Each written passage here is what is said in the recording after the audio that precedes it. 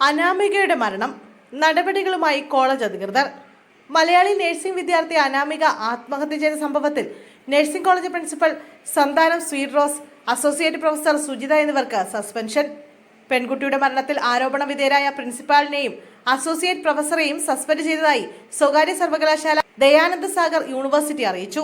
സംഭവം അന്വേഷിക്കാൻ സമിതിയെ നിയോഗിച്ചുവെന്നും സർവകലാശാല അറിയിച്ചു. രാമനഗരിയിലെ നഴ്സിംഗ് കോളേജിലെ 1ാം വർഷ നഴ്സിംഗ് വിദ്യാർത്ഥിയായിരുന്നു അനാമിക.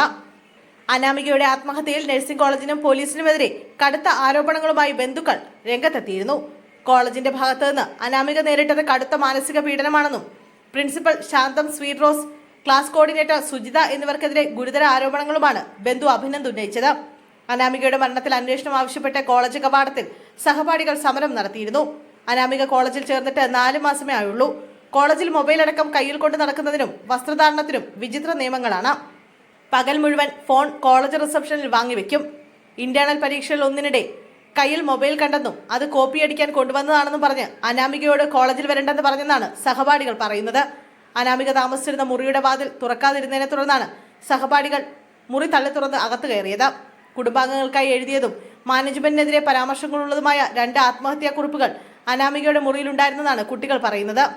മാനേജ്മെന്റിനെതിരായ ആത്മഹത്യാക്കുറിപ്പ് പോലീസിന്റെ സഹായത്തോടെ ഒളിപ്പിച്ചെന്നും കുട്ടികൾ ആരോപിക്കുന്നു. കോളേജ് അധികൃതർ ഒരു തരത്തിലും അച്ഛനമ്മമാരോട് പോലും ഇതിൽ മറുപടി നൽകുന്നില്ലെന്ന് കുടുംബാംഗമായ അഭിനന്ദ് പറഞ്ഞു. സംഭവത്തിൽ കേസ് രജിസ്റ്റർ ചെയ്ത് അന്വേഷണം തുടങ്ങിയതായി ഹരോഹള്ളി പോലീസ് അറിയിച്ചു.